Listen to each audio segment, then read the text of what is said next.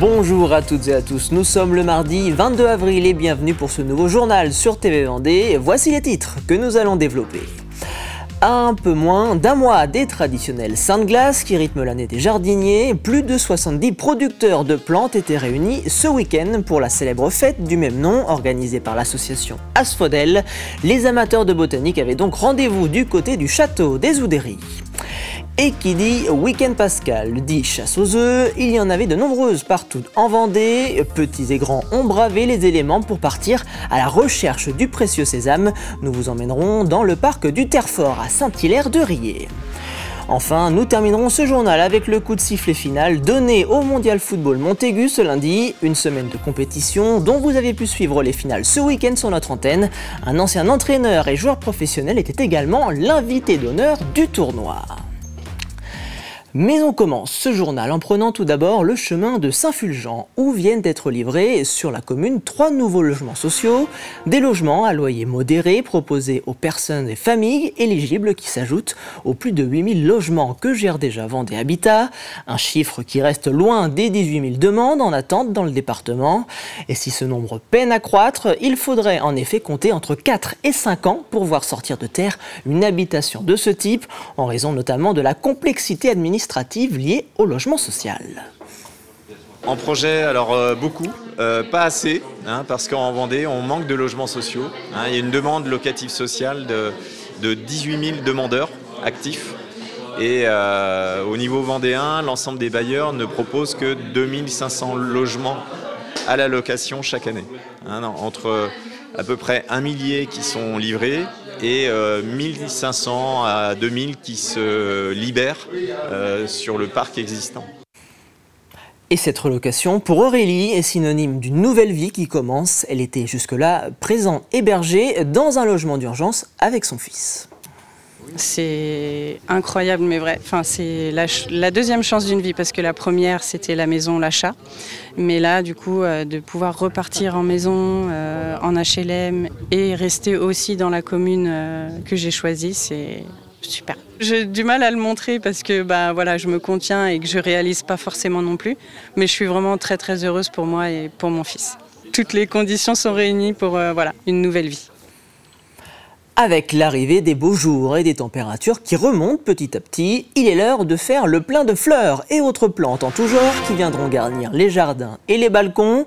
Ce week-end, la traditionnelle fête des plantes faisait son retour du côté du parc du château des Oudéry à La Roche-sur-Yon, un vrai magasin à ciel ouvert pour le public venu chiner les plus belles plantes comme l'a constaté Simon Philippot.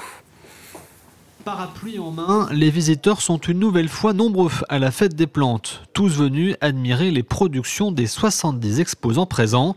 Des exposants triés sur le volet par l'association L'Asphodèle, organisatrice de l'événement. Nous sommes très rigoureux, il faut que ce soit des producteurs, et en particulier pour les pépiniéristes, il faut que ce soit des producteurs, on n'accepte pas la revente. Parmi les stands, celui d'Enzo attire les curieux. Il est l'un des rares producteurs de plantes carnivores en France, des plantes principalement mangeuses d'insectes qui ont de plus en plus de succès. En producteur, déjà, on n'est qu'une dizaine en France.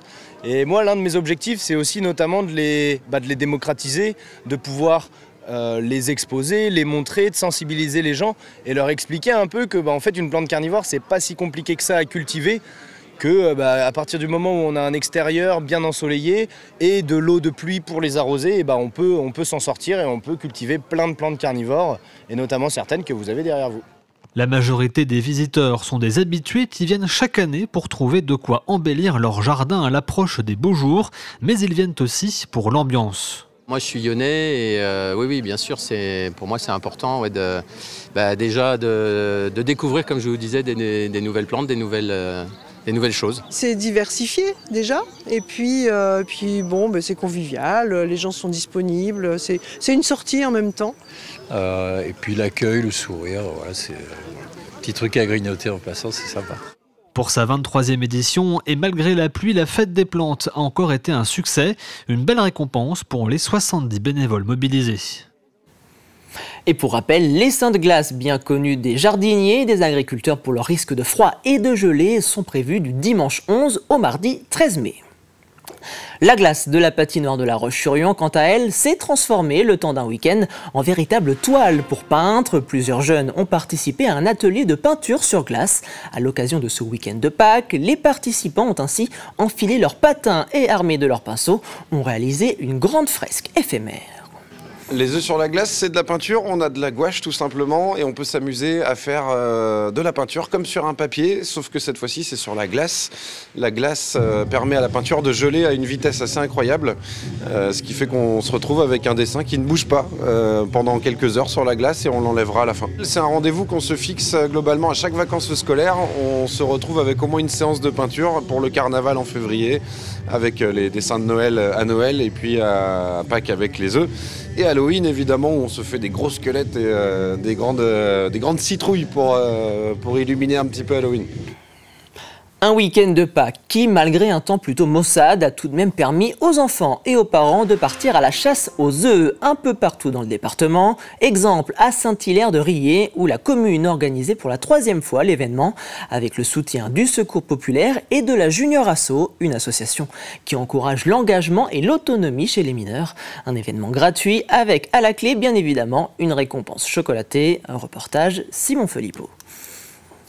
C'est l'effervescence en ce dimanche matin dans le parc de Terrefort. Les enfants sont très nombreux, tous à la recherche des précieux œufs de Pâques. Mais avant de se lancer, il faut son permis. Il faut un permis. Il faut un permis, on n'a pas de permis. Alors, combien il vous faut de permis? C'est que les enfants. C'est que les enfants. Permis de chasse aux œufs en poche, c'est parti pour plusieurs heures de recherche et certains profitent de l'absence de leur grand frère pour avoir un maximum de chocolat. On en aura plus pour nous parce que y a mon frère qui est en train de jouer au football du coup et j'aime vraiment les chocolats, du coup j'aimerais en trouver beaucoup. Mon frère aussi il joue au football pardon, et donc j'aurai plus d'œufs et comme ça après il sera jaloux. Les œufs cachés dans le parc sont factices. Une fois plusieurs œufs trouvés, direction le stand du Secours populaire pour récupérer de vrais chocolats pour le plus grand bonheur des petits et des grands. C'était très bien, une belle petite chasse. On n'a pas eu le beau temps malheureusement, mais c'était très intéressant. Les enfants ont été ravis de faire la chasse aux œufs. C'est vrai, c'est bien. Et alors, t'en as ramassé beaucoup, ma chérie? Oui. Oui. C'est vrai, t'es contente? Oui. Ouais. On reviendra? Oui. Bien, elle était un peu dure parce que c'était un peu dur de trouver tout, mais elle était chouette et ça m'a vraiment plu. Mais cette 3e édition de la chasse aux œufs de Saint-Hilaire-de-Riez a bien failli ne pas avoir lieu à cause de la météo. C'est une très belle réussite, on est ravis. Nous les premiers, l'équipe municipale, les agents, hier on s'est posé la question, on maintient pas. On a regardé la météo, on s'est dit allez, il y a quelques éclaircies. Les autres années, on avait eu un vrai succès. Je pense que les enfants attendaient ça avec impatience, donc on a relevé le défi et je regrette pas parce que les gens sont au rendez-vous et c'est un vrai plaisir. Après plusieurs heures de chasse aux œufs, certains enfants avaient encore de l'énergie à revendre pendant que certains parents préféraient se tourner vers une activité un peu plus calme.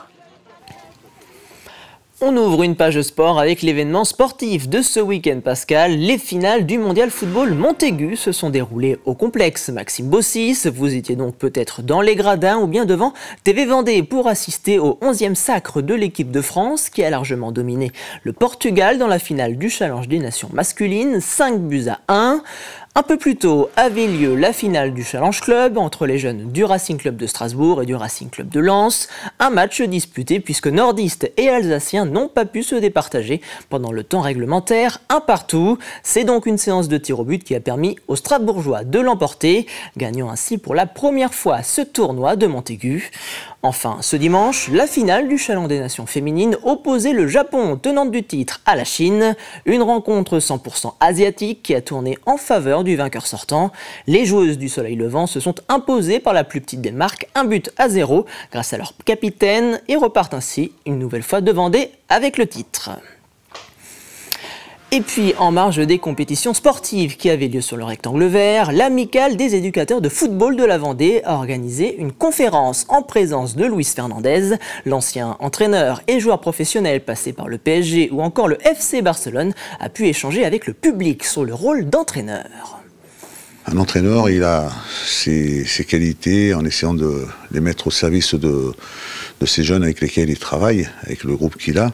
En étant entraîneur que j'ai été, bon, c'est toujours très bien, c'est toujours un travail assez difficile. Il faut essayer de réunir un groupe, essayer de le mettre ensemble, essayer de le faire jouer pour obtenir un résultat. Après, qu'on essaie de le faire de la meilleure des façons, que ce soit qu'il soit bien organisé. Mais c'est vrai qu'en tant qu'entraîneur, j'aurai toujours l'occasion de croiser, discuter, mais je ne me permettrai pas un seul instant d'aller leur dire ce qu'il faut faire et ne pas faire. Ça, c'est pas à moi de le faire, c'est à eux de le faire. Et je pense que chacun a ses qualités pour essayer d'aller plus loin avec son groupe. Ils portent les mêmes valeurs que nous, on prône au niveau de nos amicales d'éducateurs de football, départemental ou régional ou national. Donc le don de soi, le dépassement, la solidarité, l'engagement de tous les instants. Donc ça correspond aussi au monde éducatif, au monde des encadrants, mais aussi au monde des dirigeants qui accompagnent notre football et des bénévoles. Ce tournoi existe par l'action de ces bénévoles et ces dirigeants et par le monde éducatif, puisque nous, en Vendée, par exemple, nous sommes 700 éducateurs à accompagner notre jeune public tous les week-ends et toutes les semaines. Allez, c'est l'heure de jeter un rapide coup d'œil à la météo de votre mercredi matin. Et la pluie fait son retour dans le ciel vendéen à votre réveil avec de nombreux nuages accompagnés d'un vent d'ouest qui soufflera aux alentours de 50 à 55 km/h. Du côté des températures, vous aurez 11 degrés à Fontenay-le-Comte, 12 à La Roche-sur-Yon et jusqu'à 13 sur l'ensemble du littoral. Et c'est ainsi que se termine ce journal. Merci de votre fidélité. Rendez-vous demain 7h dans la matinale en compagnie de Caroline Tronge. D'ici là, je vous souhaite une excellente soirée sur TV Vendée.